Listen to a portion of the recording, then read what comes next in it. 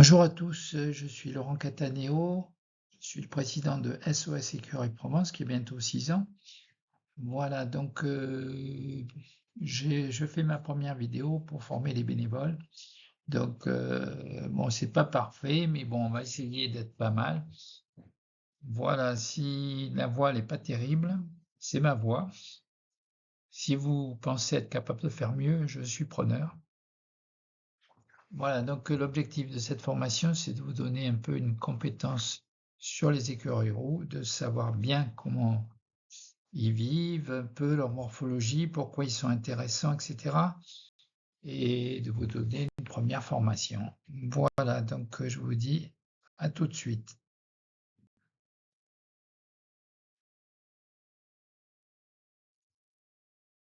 Donc voilà, le plan de formation, c'est donc euh, d'apprendre à savoir comment reconnaître à coup sûr un écureuil roux, qui n'est pas toujours roux. Ensuite, comment reconnaître ses organes vitaux, ses organes importants, et puis on regardera un peu ses capacités, extraordinaires. Ensuite, certaines maladies peuvent impacter son côté physique et même son côté comportement. Et puis après, on regardera un dernier point, comment rendre des couvertes ludiques et aussi peut-être comment trouver où il se trouve.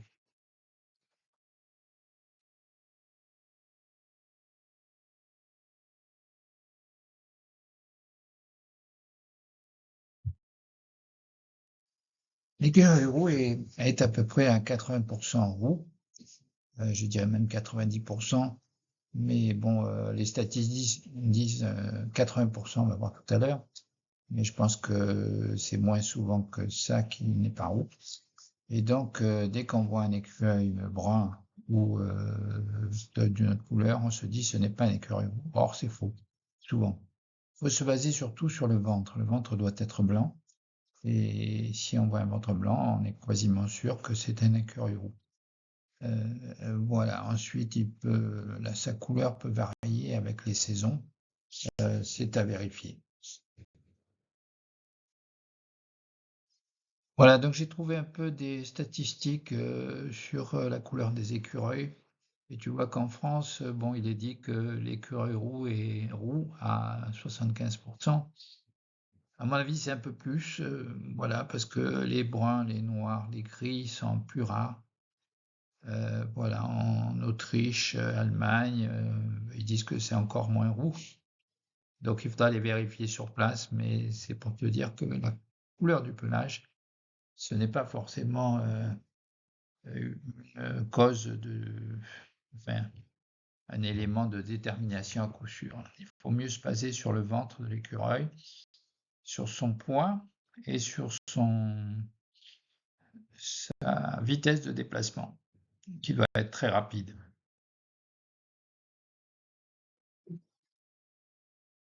Oui, donc là, c'est pour te présenter un peu les deux écureuils que tu peux trouver. Alors, du côté de Nice, il y a l'écureuil de Pallas qui est en haut à droite, qui est plus gros, il doit faire 600 grammes. Il a le ventre rouge, il se déplace plus lentement, beaucoup plus lentement. Et l'écureuil gris qui est un peu plus bas, là, il est complètement gris, il a une queue différente, moins touffue, moins belle que l'écureuil roux, et il a le ventre un peu gris aussi. Voilà. Donc c'est facile à reconnaître. Les écureuils gris, normalement, ils sont pas très nombreux en France. Il ne doit pas y en avoir. Si tu en vois, il faut le signaler sur les deux sites à l'OFB, l'Office français de la biodiversité, ou au site du Muséum d'histoire naturelle.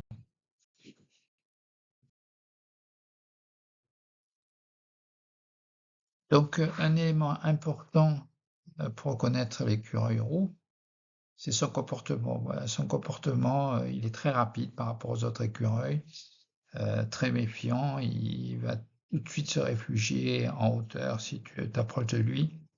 Après, il va sauter d'arbre en arbre. Si tu te rapproches encore plus, s'il essaye de le suivre, ça va être pareil. Voilà, il n'y a que en période d'amour où il va ne pas faire attention à toi. Donc voilà, il va poursuivre sa femelle pendant un long moment, 1 ou 2 heures. Et donc là, il perd un peu sa méfiance.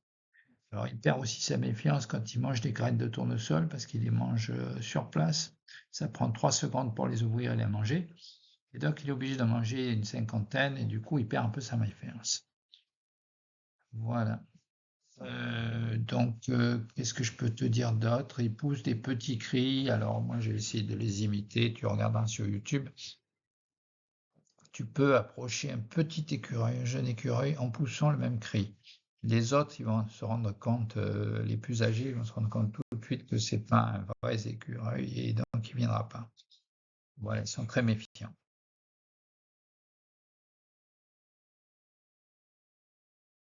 Voilà, maintenant qu'on a vu un peu son pelage, donc il faut voir un peu les caractéristiques principales de l'écureuil de façon à être crédible vis-à-vis du public, que ce soit des enfants, que ce soit d'autres personnes, de façon aussi à être intéressant. Donc plus tu connaîtras d'informations sur les écureuils au niveau physique et comportement, plus tu seras intéressant.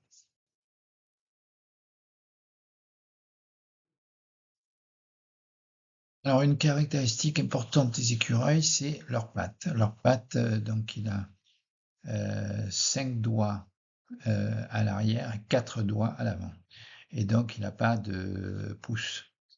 Mais bon, ce qui est important, c'est que ces pattes, elles ont des longs doigts et qui sont articulés, qui sont un peu comme notre doigt de la main. Et il peut s'en servir vraiment pour s'agripper fortement du fait de ses doigts vraiment articulés et ses longues griffes.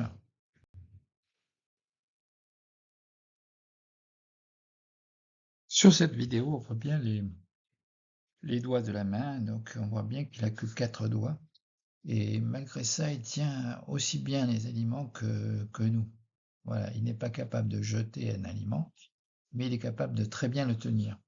Et donc, grâce à ses doigts, il va pouvoir tourner les aliments de façon à trouver la partie, comment dire, qui est un peu fragile, pour faire des noix, par exemple.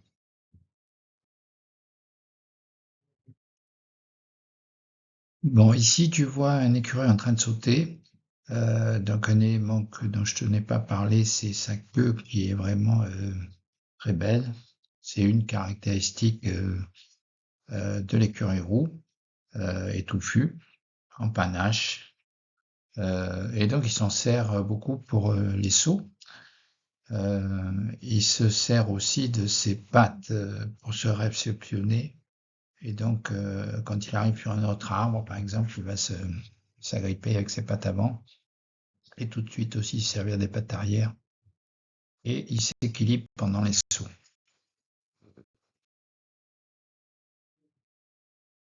Alors, la caractéristique principale des écureuils, c'est leur capacité à se déplacer dans tous les sens, verticalement, en descente ou en montée, à 20 km/h, et à se déplacer horizontalement très haut dans les arbres, au niveau de la cime, dans des branches très fines, et où aucun autre animal autre que les oiseaux peuvent aller. Et donc, ça, ils savent le faire dès leur premier âge parce que, en fait, la maman, très vite, va les mettre en dehors du nid, va les chasser du nid, de façon à pouvoir faire des nouveaux enfants. Et donc, ils sont très débrouillards très vite. Des fois, ils tombent parce que, bon, ils prennent énormément de risques, ils n'ont jamais peur pratiquement. Euh, et donc, quand ils tombent, souvent, ils se font tuer par les chats ou les pies. Et donc, c'est important si vous voyez un animal blessé, de soit essayer de le porter à un centre de soins soit l'amener à un vétérinaire. Ensuite, donc, ce que je disais, c'est les sauts, ils sont très importants. En général, ils connaissent un peu le parcours. Ils ont leur parcours, ils savent qu'ils passent d'un arbre à un autre, ils ont une bonne mémoire. Et donc, ils vont très très vite dans les arbres. Ils peuvent aller à 20-30 km/h pour comme si on a du mal à les suivre en marchant. Voilà, c'est assez impressionnant.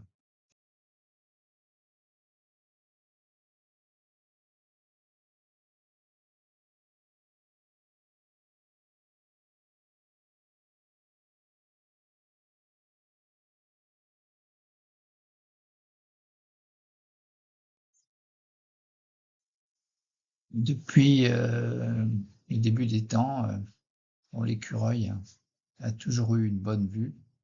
Il lui permet un peu de repérer tous ses ennemis, mais aussi repérer la nourriture, repérer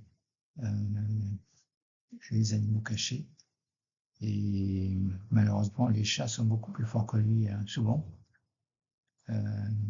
Il a un odorat très développé qui lui permet de repérer les aliments sous le sol, mais aussi ça lui permet aussi de sentir si les noix sont pourries ou pas, par exemple, ou si un aliment est nocif ou pas pour lui. Voilà. L'ouïe aussi est excellente. Au moindre bruit, il va dégarpir. Voilà. Donc, ces trois organes sont très importants pour lui.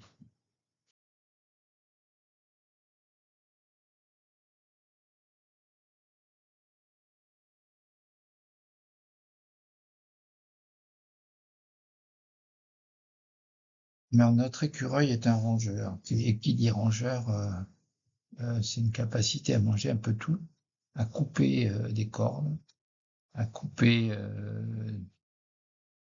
n'importe quoi, les herbes, etc. Donc, il faut s'en méfier un peu. C'est un atout pour lui parce qu'il peut ouvrir des noix, des noisettes, des amandes à partir d'un certain âge, souvent 1 an. Avant, il a un peu plus de mal, donc si vous voulez l'aider, vous donnez un peu des noix décortiquées, des amandes décortiquées, pour que quand il est très jeune, il puisse les manger. Voilà, mais après, il faut lui laisser faire son travail. Les graines de tournesol, tout petit, il est capable de les ouvrir, il adore ça. Qu'est-ce que je peux vous dire d'autre? Oui, alors si vous avez des tuyaux d'arrosage, il va avoir tendance à tous les crever pour essayer de prendre l'eau qu'il y a dedans, parce qu'il sait qu'il y a de l'eau. Et donc, vous avez intérêt à enterrer les tuyaux. Voilà. Après, si vous laissez des instruments comme un marteau, des fois, vous allez pouvoir le trouver tout rangé, parce qu'il a besoin de ranger, il a besoin de... En rangeant, il fait ses dents. Donc, euh, il peut faire des dégâts.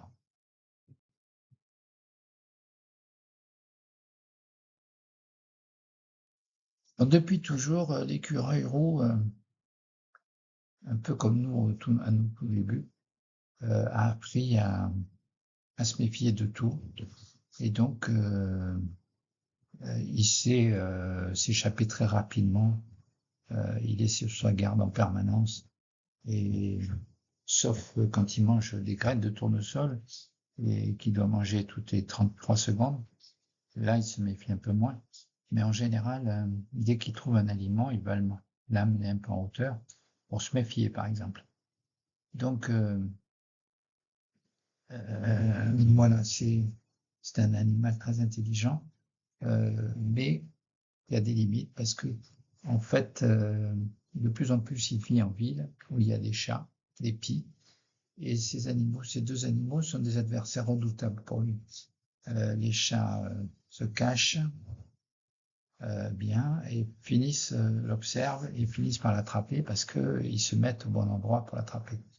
Les pies, c'est un peu différent. Elles l'observent aussi et si un jour il se blesse, elles savent que c'est un adversaire qui risque de manger ses œufs et donc elles vont chercher à le tuer. Ça, c'est des générations et des générations de pie qui ont appris à se défendre, et notamment quand un écureuil attaque un nid de pie, en fait, elle pousse un cri de ralliement, et souvent il y a une dizaine de pies qui arrivent dans les minutes qui viennent, s'il y en a beaucoup, et qui l'encerclent et qui l'obligent soit à sauter, soit à recevoir un coup de bec. Donc en général, notre pauvre écureuil se fait tuer dans ces cas-là. Pour éviter cela, nous, on les nourrit en lambesque. Comme beaucoup d'animaux, voilà, pour survivre, il faut savoir être rapide, malin, observateur.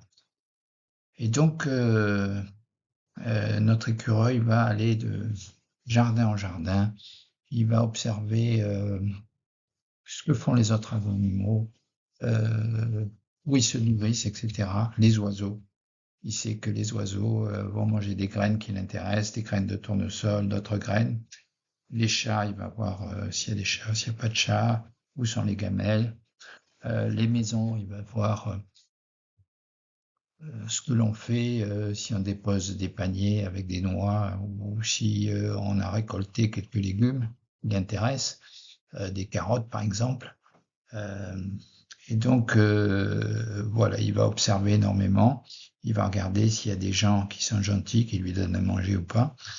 Et donc, il va venir régulièrement chez vous et avec rapidité et ruse, il va être capable d'aller chercher les aliments où elles sont.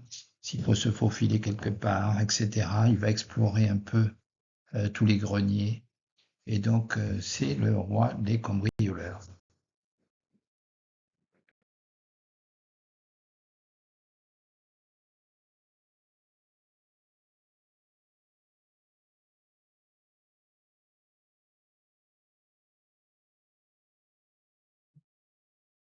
Voilà, l'écureuil roux peut avoir des maladies très invalidantes et donc son aspect peut changer beaucoup.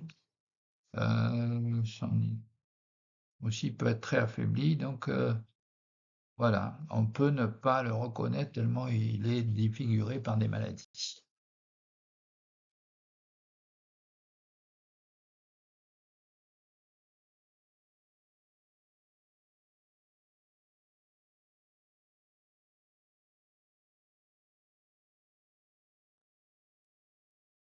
Voilà, donc il peut avoir aussi des maladies assez dangereuses et mortelles.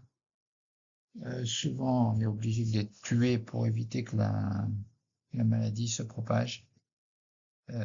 Voilà, ce qu'il faut faire, c'est nettoyer les abreuvoirs, les mangeoires régulièrement pour éviter la transmission des maladies dès qu'on en voit.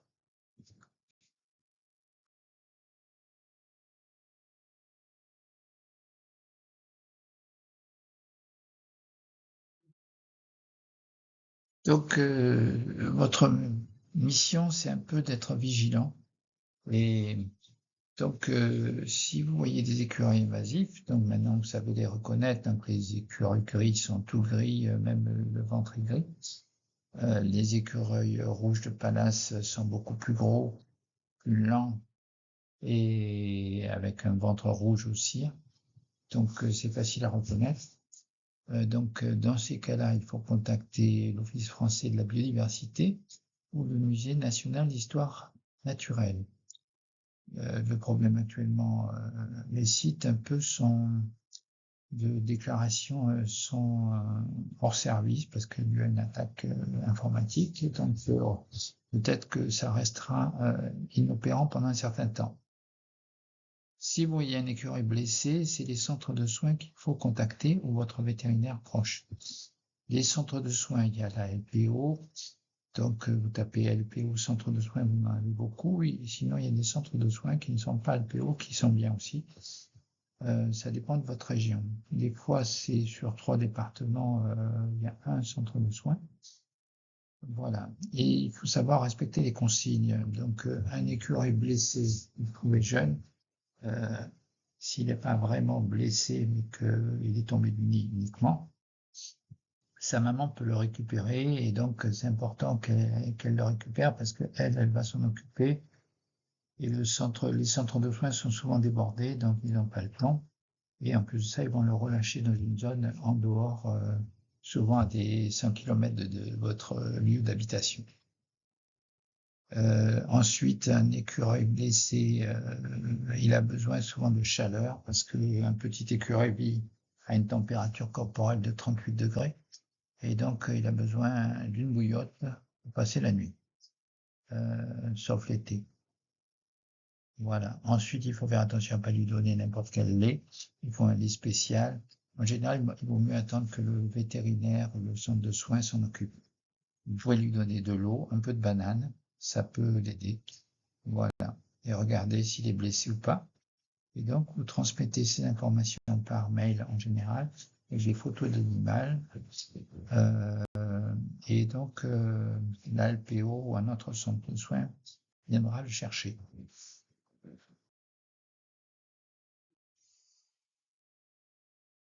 Voilà, donc on arrive à la partie voilà, où trouver des écureuils proches de chez vous.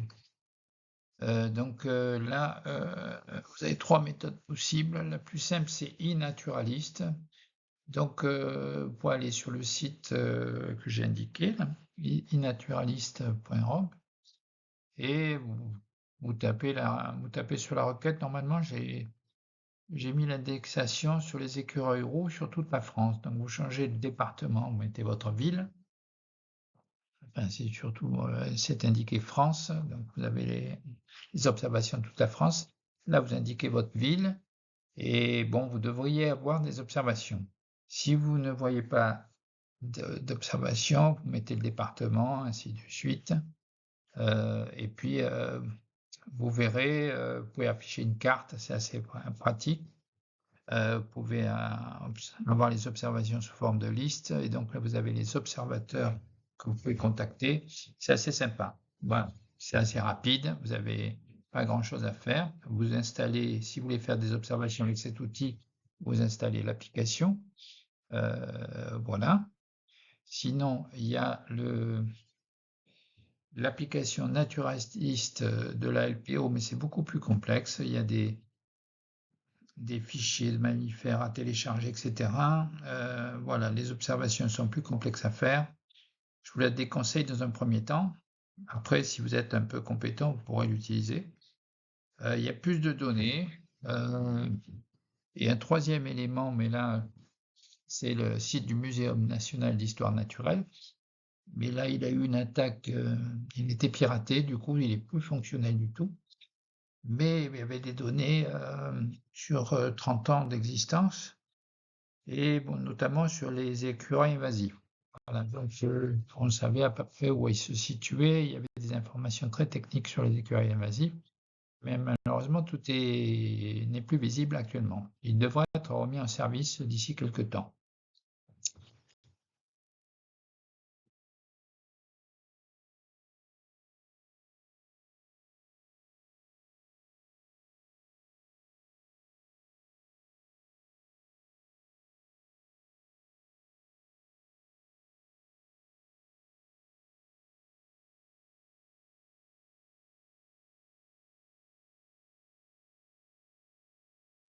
Donc, comme dit précédemment, là, donc vous installez iNaturalist sur votre téléphone et vous créez un compte, et à partir de là, vous allez pouvoir faire des observations assez facilement. Donc, il faudra indiquer à chaque fois, vous faites une photo, et puis vous indiquez, vous choisissez, vous dites que vous avez reconnu un écureuil roux, hein, si c'est un écureuil roux, et donc vous dites le nombre, etc. C'est assez simple l'utilisation. Vous faites enregistrer, et quand vous revenez chez vous, vous faites, voilà, normalement, l'information va directement sur le site et il est visible de tout le monde. Au bout de quelques jours, normalement, les informations sont validées par d'autres personnes et au fur et à mesure, plus c'est validé, plus c'est crédible. Voilà. Donc, je vous dis bonne découverte. Normalement, avec cet outil, vous devriez déjà savoir s'il y a des écureuils proches de chez vous assez facilement et très rapidement. Après, vous pouvez me contacter si vous avez des problèmes, etc., d'utilisation.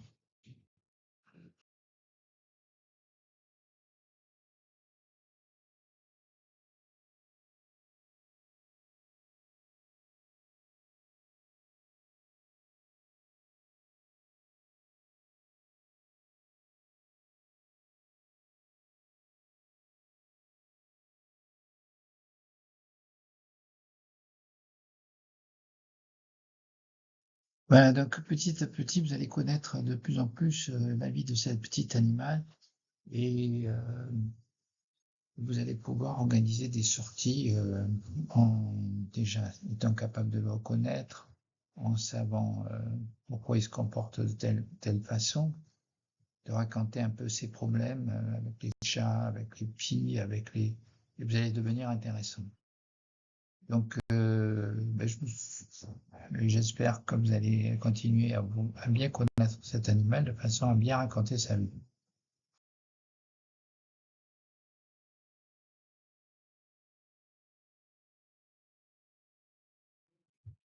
Bon, un côté sympa, c'est que dès que tu vas connaître les écureuils, tu vas pouvoir emmener un peu ta famille voir les écureuils, les copains, les enfants de tes écoles, les papis, mamies, etc. Tu vas pouvoir organiser des animations, et donc ça peut être très intéressant. Et donc, tu as ici quelques détails de ce que tu peux faire hein, pour faire des jeux d'observation, etc.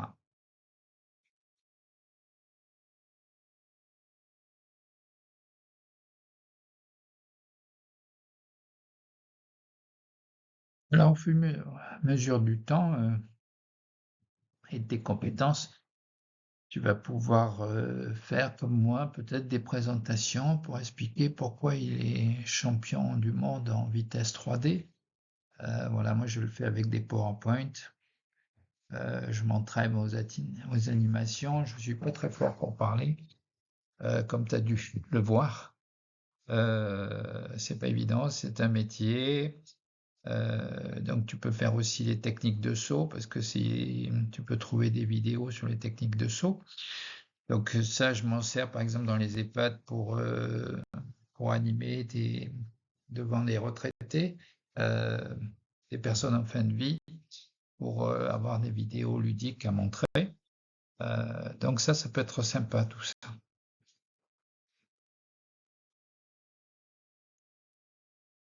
L'écureuil roux est protégé par la loi. On n'a peut-être pas le droit de le transporter, d'en avoir chez soi. Mais bon, ce sont des mesures qui ne sont pas adaptées à la situation actuelle, où l'urbanisation détruit pratiquement tout et qui détruit en général les derniers îlots de verdure qu'il y a dans les villes. Les forêts aussi sont exploitées un peu de façon à produire du bois et non pas à regarder si les animaux vont y vivre mieux ou pas. Et donc, l'urbanisation, c'est aussi des logements qui sont obligatoires à faire régulièrement. Sinon, les communes doivent payer des taxes, des amendes. Il y a aussi la nécessité pour les villes de faire de nouveaux bâtiments, des pôles santé, des gymnases, des tennis, etc., tous les équipements de loisirs, et aussi des commerces, etc., des grandes surfaces, etc. Et petit à petit, tout ça, ça détruit tout l'environnement des écureuils.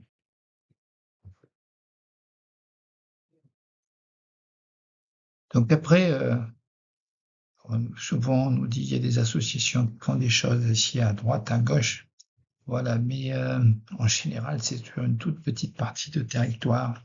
Il y a un écuroduc c'est fait à un endroit donné sur la France alors qu'il en faudrait des milliards. Pour sauver les écureuils sur toute la France, il en faudrait partout. Et même si on en met à un endroit donné, souvent ils traversent à plusieurs endroits et donc ils se font tuer très rapidement malgré l'écuroduc. Donc l'écuroduc n'est pas une solution en soi. Voilà. Si vous avez quelques petits écureuils, il vaut mieux essayer de les sauver en les nourrissant, en laissant les garder hors de la vie économique.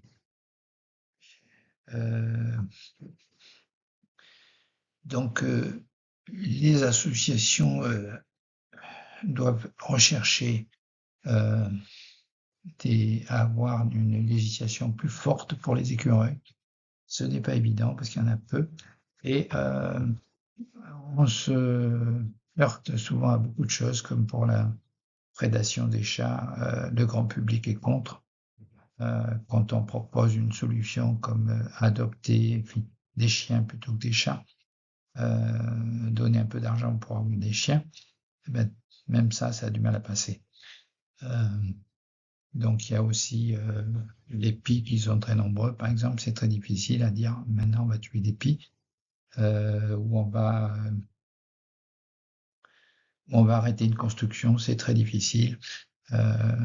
Donc on peut essayer de limiter un peu, mais il faut essayer de prendre des mesures au niveau de l'Europe, au niveau de la France, et ça, SOS Écureuils Provence essaye de le faire.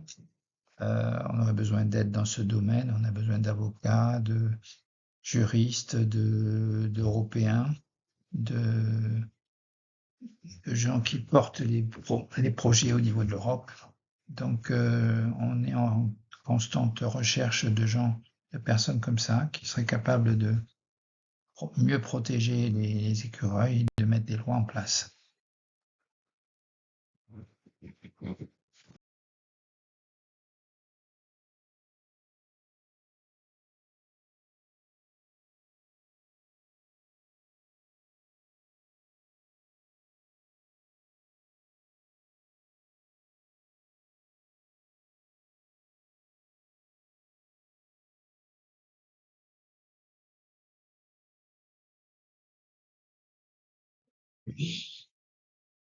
Donc voilà, on arrive à la fin de la présentation.